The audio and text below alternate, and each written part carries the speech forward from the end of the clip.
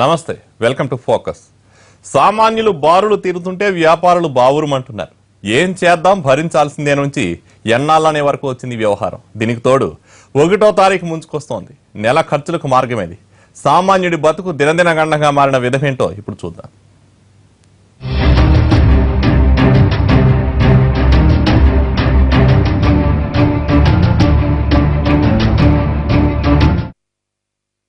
November 8కి ముందు కాలక్షేపానికి ఎన్నో అంశాలు. ఇప్పుడు ఒకటే అంశం. దేశమంతా కలిసి ఒకటే అంశం గురించి చర్చించుకుంటున్నారు. అలాగని ఇదేం కాలక్షేపం కబురు కాదు, కడుపు కష్టం కబురు. చేతిలో ఉన్న డబ్బు మారకపోగా, కొత్త డబ్బు అందకపోగా జనం అష్టకష్టాలు పడుతున్నారు.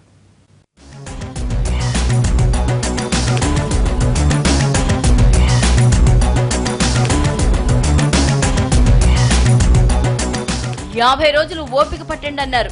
50 కాదు కదా, 150 రోజులైనా పరిస్థితిలో మార్పు వస్తుందా? ఇది మరెవరో ప్రశ్నించిన ప్రశ్న కాదు, ఏకంగా బ్యాంక్ ఎంప్లాయీస్ ఫెడరేషన్ సంధించిన ప్రశ్నాస్త్రం. Reserve Bank of India treat చేస్తున్నటువంటి విధానం చూస్తే ఖచ్చితంగా 2-3 నెలల వరకు ఏ రకంగా కూడా ఈ సమస్యలు తీరే అవకాశం కల్పించట్లే. ఎందుకంటే రద్దు చేయడం మాత్రం దాదాపు 2200 కోట్ల నోట్లను రద్దు చేసినారు. బట్ దాన్ని చలామణిలో తీసుకురావడం మాత్రం తీసుకురాలేకపోతున్నారు. నెలకి 300 కోట్ల నోట్లను మాత్రమే ప్రింట్ చేయగలిగిన సామర్థ్యం రిజర్వ్ బ్యాంక్ ఆఫ్ ఇండియాకు ఉన్నప్పుడు ఏ రకంగా దీన్ని సప్లై చేయగలుగుతారు? చేయలేరు. ఇవన్నీ ఖచ్చితంగా స్లోగా జరిగేటటువంటి టెక్నికల్ ప్రాసెస్లు. కాబట్టి ఎంత రిజర్వ్ బ్యాంక్ మీద ఒత్తిడి పట్టుకొచ్చుకున్నా కూడా పెద్ద నోట్లు అయితే 300 కోట్ల నోట్లను మాత్రమే నెలకు సప్లై చేయగలుగుతారు. చిన్న డినామినేషన్ సప్లై చేయాలంటే మరింత సమయం పడుతుంది. అందుకని ఇప్పటికైనా ప్రజలకు వాస్తవాలు కనుక వాళ్ళు చెప్పకపోతే బ్యాంక్స్ని ఎక్స్పోజ్ చేసేటటువంటి కార్యక్రమంలోకి వెళ్తున్నట్టుంది.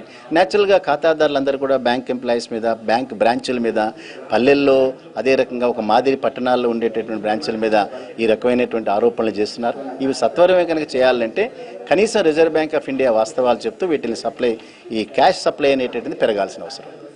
పెద్ద నోట్ల రద్దు వ్యవహారం అత్యంత కఠినమైంది.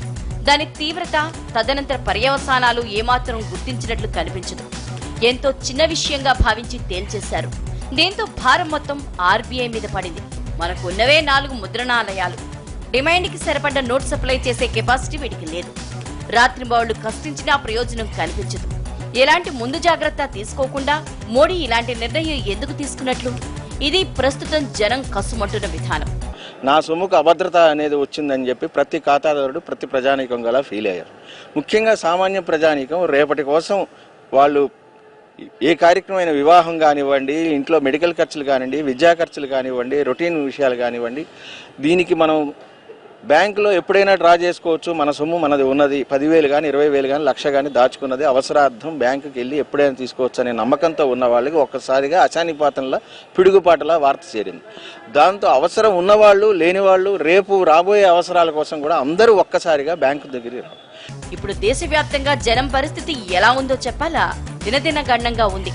ఎప్పుడే కష్టం ముంచుకొస్తుందో తెలీదు. ఉన్నట్టుండి డబ్బు అవసరమైతే బ్యాంకుల్లోనా మార్పిడికి ఛాన్స్ లేదు. కేవలం డిపాజిట్లే అంటున్నారు. ఆ డబ్బు ఎలా తీసుకోవాలి? ఏటీఎంలలో చూస్తే అంత తేలిగ్గా డబ్బు రావటం లేదు. కర్నూలులో ఓ వృద్ధుడు కుప్పకూలి అక్కడికక్కడే మృతి చెందడంతో క్యూలో నిల్చున్న వాళ్ళందరూ షాక్ అయ్యారు.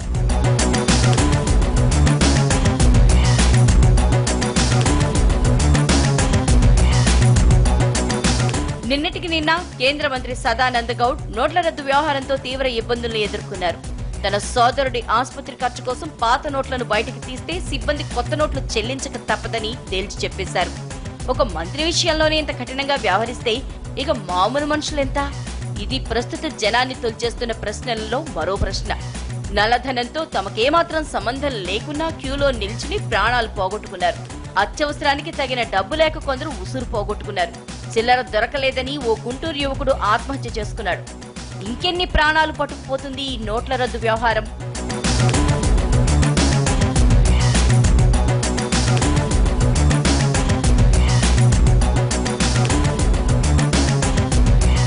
ఇప్పటికే జనంలో సహకారం తగ్గి అసహనం పెరుగుతోంది.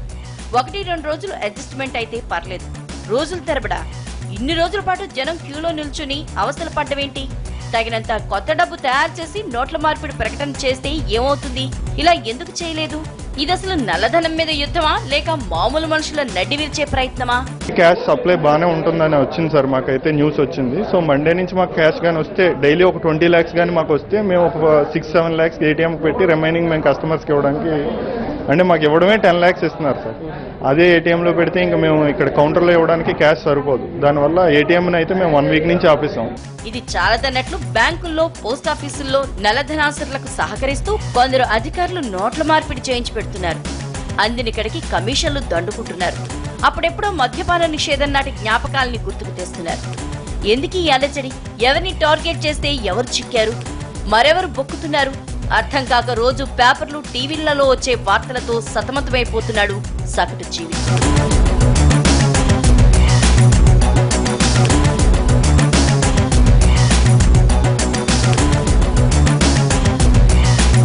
మామూలు మనుషులు ఇక్కడిలా బార్లు తీరి కష్టపడుతుంటే వ్యాపారులు బావురుమంటున్నారు. రెంటు, కరెంటు బిల్లులకు కూడా కలెక్షన్లు వచ్చేలా కనిపించడం లేదు. ఈ రంగం ఆ రంగం అని తేడా లేకుండా ప్రతి ఒక్కరూ ఒకటే హడలిపోతున్నారు. సినిమా నుంచి మొదలు పెడితే రియల్ ఎస్టేట్ రంగం వరకు, కూరగాయల నుంచి మొదలు పెడితే పౌల్ట్రీ రంగం వరకు బేరాలు లేక పల్టీ కొడుతున్నాయి. మామూలుగా సామాన్యులకు ఏదైనా కష్టం వస్తే ప్రభుత్వానికి విన్నవించుకుంటారు. అలాంటిది ప్రభుత్వం నుంచి ఇంతటి ఎదురుదెబ్బ తగలటంతో తమ ఆవేదన ఎవరికి చెప్పుకోవాలో అర్థం కాక బిక్కచచ్చిపోతున్నారు బక్కచి.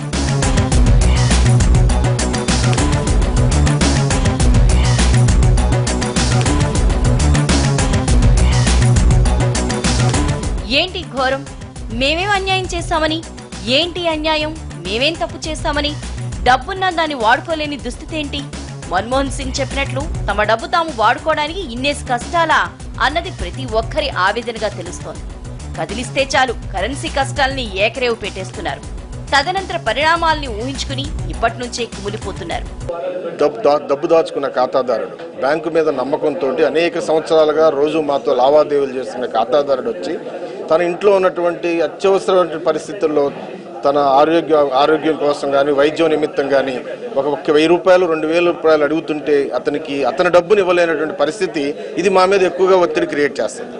కావలసినంత కరెన్సీ ప్రింట్ చేశాక ఆ నిర్ణయం ఏదో తీసుకుని ఉండొచ్చుగా అని ప్రశ్నిస్తుంటే సమాధానం ఏం చెప్పాలో దిక్కుతోచటం లేదు.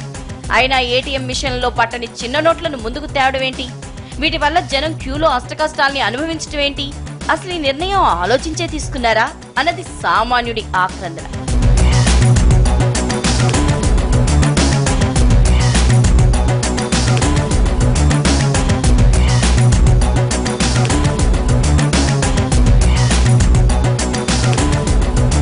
అరవింద్ కేజ్రీవాల్ చెప్పినట్లు యోగా చేయమన్నారు, చేశాం. స్వచ్ఛ భారత్ అన్నారు, చీపుర్లు పట్టాం. ఇప్పుడు నల్లధనం మీద యుద్ధమన్నారు. అనడానికి సిద్ధమే.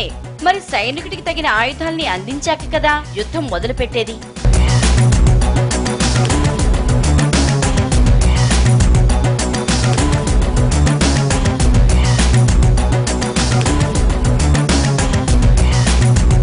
అలా ఎందుకు చేయలేదు? ఇప్పుడేం ముంచుకొచ్చిందని ఈ కరెన్సీ షాక్ అని ఒక్కొక్కరు ప్రశ్నిస్తుంటే మోడీకి మద్దతుగా నిలుస్తున్న వాళ్ళకి సైతం సమాధానాలు అందటం లేదు. ఎంత నచ్చ చెప్దామన్నా అవతలి వాళ్ళు ఎంత మాత్రం వినడం లేదు. 24,000 రూపాయలు కూడా పేమెంట్ చేసేటువంటి పరిస్థితి లేవు. ప్రభుత్వ నిబంధనలు ఉన్నా కూడా చాలా ఎక్కువ మందికి మనం క్యాష్ ఇవ్వాలనేటటువంటి ప్రాసెస్లో 3-4 వేల రూపాయల కంటే ఎక్కువ పేమెంట్ చేయలేనటువంటి సందర్భాలు, నలుగురికి అడ్జస్ట్ చేయాలి కాబట్టి. అందుకని మొత్తం ఇష్యూ అంతా కూడా క్యాష్ని చలామణిలోకి తీసుకొచ్చేటటువంటి వాటి ప్రక్రియ మీదనే డిపెండ్ అయింది. కాబట్టి ఖాతాదారులకు సాటిస్ఫాక్షన్ కనుక దానిలో ఉండాలి అని అంటే సత్వరమే క్యాష్ ఇన్ఫ్లో పెరగాలి, లేదా వాస్తవాలు చెప్పాలి. ఆల్టర్నేటివ్ మెకానిజం అనేటటువంటి దాన్ని ఆ డెలివరీ ఛానల్స్ ఇవ్వాలి. ఇప్పటికే 2 వారాలు గడిచిపోయి 3వ వారం పూర్తయ్యేలా ఉంది.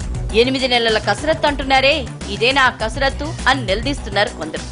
అసలు ముద్రణాలయాల్లో తయారవుతున్న నోట్లకి, విడుదలవుతున్న నోట్లకి పొంతన కుదరటం లేదు. పరిస్థితులు ఎప్పుడో చేయి దాటిపోయాయి. దేశవ్యాప్తంగా ఇప్పటికే 60కి పైగా ప్రాణాలు పోయాయి. మరి ఇంకెందరిని బలిపీఠం ఎక్కిస్తారు అన్న ప్రశ్న వేస్తుంటే పిన్ డ్రాప్ సైలెన్స్.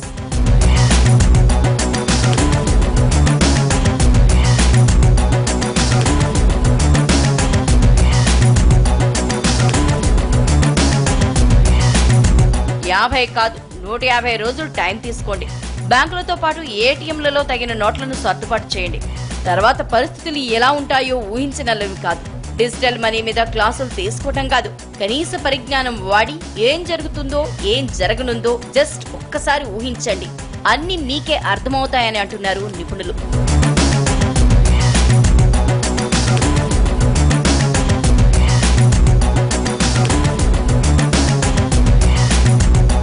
వాస్తవం చూస్తే 2000 రూపాయల నోట్లు నవంబర్ 8వ తేదీన ఈ ప్రకటన రాకముందే దాని ప్రింటింగ్ అన్నది మొదలైంది.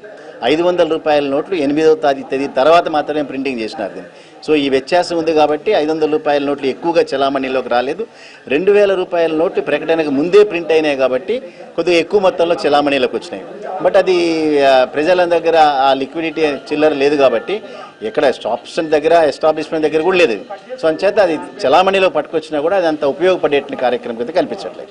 ఉన్న కష్టాలు చాలవన్నట్లు అచ్చైన నోట్లలో ముద్రణా లోపాలు బోలెడు. మరి నోట్ల మీద ఏవైనా రాస్తే మాత్రం చెల్లవంటారు. మరి మీరు చేసిన అచ్చు తప్పులు చెల్లుతాయి, మా తప్పులు చెల్లవా అని అడుగుతుంటే ఏంటిది, ఇంత ఆదుర్దాగా నోట్ల రద్దు చేయాల్సిన అవసరం ఏంటి అన్న అనుమానాలు నాటి నాటికి పెరుగుతున్నాయే కానీ తగ్గటం లేదు. అక్కడెక్కడో బాంబు పేలితే ఇక్కడ సెన్సెక్స్ డమాలంటుంది. దానికి దీనికి సంబంధం ఏంటి అన్న అనుమానం వస్తుంది. నోట్ల రద్దు చేయడంతో నల్లధనం మీద యుద్ధం అంటున్నారు. ఆ ప్రభావం నల్లబాబులకు మాత్రమే కాదు మరెందరి మీద ఉంటుంది. బిజినెస్ సైకిల్లో ఎవరెవరు ఎలాంటి కష్టాలు పడనున్నారో ఇప్పుడు చూద్దాం.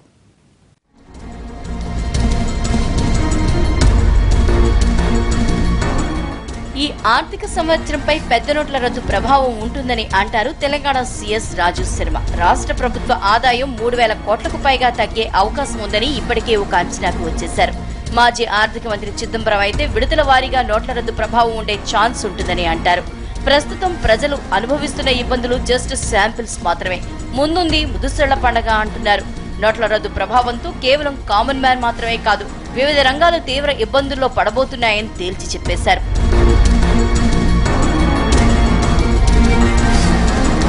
వీరందరి ఆవేదనల్లా ఒక్కటే, నోట్ల రద్దు ప్రభావం ఇప్పట్లో ముగిసేది కాదు, ఇదో సుదీర్ఘ ప్రక్రియ. తగిన రీతిలో ఆలోచించే ఈ నిర్ణయం తీసుకున్నారా లేదా, అసలు నోట్ల రద్దుపై ఆర్థిక శాఖ ముఖ్య సలహాదారుల నుంచి తగిన సలహాలు తీసుకున్నారో లేదో అని ప్రముఖులు ఆశ్చర్యార్థకాలు వ్యక్తం చేస్తుంటే నివ్వెరపోవటం సామాన్యుడి వంతవుతోంది.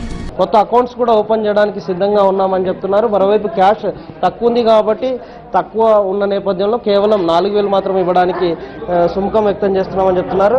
అమ్మ, మీరు ఎక్కడి నుంచి వచ్చారమ్మా? కాకినాడ నుంచి వచ్చాను సార్. కాకినాడ నుంచి వచ్చాను. నాకు 14,000 ఇవ్వాలా, ఇంకా 4,000 ఇస్తున్నారు సార్. నా మిగతా డబ్బులు సవారు ఇస్తారంటున్నారు సార్. ఇది సంగతి. మీరు కాకినాడ నుంచి ఇక్కడ మీకు అకౌంట్ ఉందా? ఎక్కమంటుంది సార్, ఎక్కమంటుంది. ఇక్కడ డ్యూటీ చేసిన మళ్ళీ వేసారు. 14,000 ఇస్తే 4,000 ఇస్తారంటున్నారు. ఇప్పుడు 4,000 ఇస్తే మీకు సరిపోతాయా? సరిపోవా, మళ్ళీ సవారు ఇస్తారంటున్నారు కదా, మళ్ళీ డబ్బులెట్ గారు నేను మాట్లాడుకుంటున్నాను సార్. ఇది అంటే ఎందుకు 4,000తో ఏం చేయబోతున్నారు? ఖర్చులు లేదు, ఖర్చులకే సార్. 14,000 ఇస్తే ఆంధ్ర వెళ్ళిపోతాను చూశాను, ఇవ్వలేదు. సవారు ఇస్తారంటున్నారు. మీరు చెప్పమ్మా, ఎక్కడి నుంచి వచ్చారు? ఇక్కడనే పింఛన్ 2,000 ఇవ్వాలి, మొత్తం 4,000, 3,000 తీసుకుంటాను. 1,000 రూపాయలు. ఎందుకు కష్టం అవుతుందా పైసలు లేక? కష్టమే, ఒక్కదాన్ని ఉన్నా కదా, కష్టమే, చాలా కష్టం. కేర్ రేటింగ్స్ ని బట్టి చెబితే పెద్ద నోట్ల రద్దు దేశ ఆర్థిక అభివృద్ధి మీద తీవ్ర ప్రతికూల ప్రభావం చూపనుందని తెలుస్తోంది.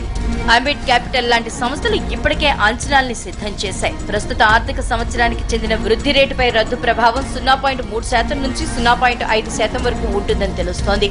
ఎన్నో రంగాలు నోటు రద్దుకు దెబ్బతినటం ఖాయమంటున్నారు. అంతేకాదు, మోడీ ప్రభుత్వ నిర్ణయానికి దేశీయ డిమాండ్ భారీగా పడిపోతుందని భావిస్తున్నారు.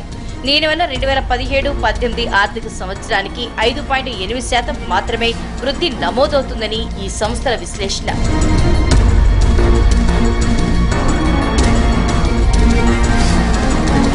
మరీ ముఖ్యంగా చిన్న వ్యాపారులకు పెద్ద దెబ్బే తగలనుంది. ప్రస్తుత ఆర్థిక సంవత్సరం 3వ త్రైమాసికంలోనే జీడీపీ వృద్ధి రేటు తగ్గిపోయే అవకాశం కనిపిస్తోంది. మొదటి నెలలో 6.4% వృద్ధి నమోదు కాగా ద్వితీయార్థంలో ఇది 0.50% తగ్గే సూచనలు కనిపిస్తున్నాయి. పన్ను చెల్లించాల్సిన అవసరం లేని రంగాలపైన పెద్ద నోట్ల రద్దు ప్రభావం తీవ్రంగా ఉంటుందని అంటున్నారు. జీడీపీలో 40% ఉన్న ఈ వ్యాపారాలు దెబ్బతింటే వృద్ధి రేటు గణనీయంగా పడిపోయే పరిస్థితి కనిపిస్తోందని లెక్కలేస్తున్నాయి. అందుకే 2017-18 మధ్య వృద్ధి రేటు అంచనా 7.3% నుంచి 5.8% తగ్గించేశారు. రియల్ ఎస్టేట్, తనఖారహిత రుణాలు, రియాలిటీ సేవలు, బిల్డింగ్ మెటీరియల్స్ లాంటి రంగాలపై నోట్ల రద్దు ప్రభావం తీవ్రంగా ఉంటుంది. నాన్ బ్యాంకింగ్ ఫైనాన్స్ కంపెనీలపై కూడా రద్దు ప్రభావం ఎక్కువగా ఉండేలా కనిపిస్తోంది.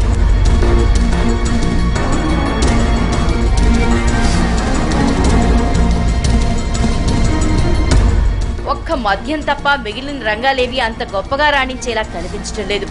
అతి తక్కువ కాలంలోనే తీవ్ర నష్టాలు చవిచూసేలా కనిపిస్తున్నాయి. వచ్చే 2 ఏళ్లలో చిన్న అసంఘటిత రంగాలు పోటీతత్వాన్ని కోల్పోయేలా తెలుస్తోంది. తమ మార్కెట్ వాటాని పెద్ద సంస్థలకు వదులుకోవాల్సి వస్తుందని అంచనా వేస్తున్నారు. ఆర్థిక వ్యవస్థ మందగిస్తుందని తెలియడంతో ఆర్బీఐ సరళతరమైన ద్రవ్య పరపతి విధానాన్ని అవలంబించే అవకాశం ఉందని తెలుస్తోంది. ప్రస్తుత ఆర్థిక సంవత్సరంలోనే 25 నుంచి 50 బేస్ పాయింట్ల మేర రెపో రేట్ తగ్గించే వీలుంది. ప్రస్తుతం ఆర్బీఐ బ్యాంకులకిచ్చే రుణాలపై 6.25% వసూలు చేస్తోంది. ఈ మొత్తం బాగా తగ్గేలా కనిపిస్తోందని అంటున్నారు.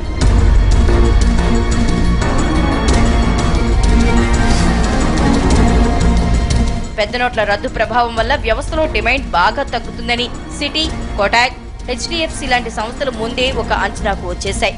ఈ పరిస్థితి ద్రవ్యోల్బణ కట్టడి, ఆర్బీఐ రెపో రేట్లో కోతకు దారితీస్తుందని విశ్లేషించాయి. సేవలు, తయారీ రంగాలపైన పెద్ద నోట్ల రద్దు ప్రభావం కనిపిస్తోంది. ఆర్థిక వ్యవస్థలో వీటి వాటా మామూలుది కాదు, దాదాపు 70%. అయితే నోట్ల రద్దు ప్రభావం బ్యాంకింగ్ కి సానుకూల అంశంగా చెబుతున్నారు. వ్యవసాయానికి అనుకున్నంత నష్టం కలగకపోవచ్చని భావిస్తున్నారు.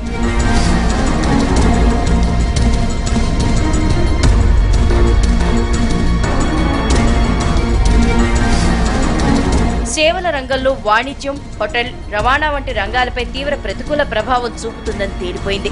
ఎందుకంటే ఈ రంగాల్లో నగదు లావాదేవీలు డైరెక్ట్ గా ఉంటాయి. దీంతో ఈ రంగాలు బాగా దెబ్బతినే అవకాశం కనిపిస్తోంది. తయారీ రంగం, రియాలిటీ రంగం కూడా ఈ ఆర్థిక సంవత్సరంలో ఆశించిన ఫలితాల్ని సాధించకపోగా ఊహించని విధంగా దెబ్బతినేలా కనిపిస్తున్నాయి. వీటన్నిటిలోనూ ఒక్క బ్యాంకింగ్ రంగం మాత్రమే ఎక్కువగా లాభపడే సూచనలు కనిపిస్తున్నాయి. ముంజేతి కంకణానికి అద్దమెందుకన్నట్లు ఇప్పటికే పరిస్థితి ఏమిటో తెలుస్తూనే ఉంది. ఎవరికి తోచినంత డిపాజిట్లు వాళ్లు చేసేస్తున్నారు. లెక్క చెప్పనలవి కాని మొత్తానికి 60% పన్ను తప్పదని తెలిసినా ఆ 40% రాబట్టుకుందామని పాత కరెన్సీ మొత్తం తీసుకొచ్చి డిపాజిట్లు చేసేస్తున్నారు. ఆఖరణ పోస్టల్ సేవింగ్ బ్యాంక్ ఖాతాల్లోనూ ధన ప్రవాహం వెల్లువెత్తటం చూస్తుంటే బ్యాంకింగ్ రంగం భవిష్యత్ బంగారుమయంగా కనిపిస్తోంది.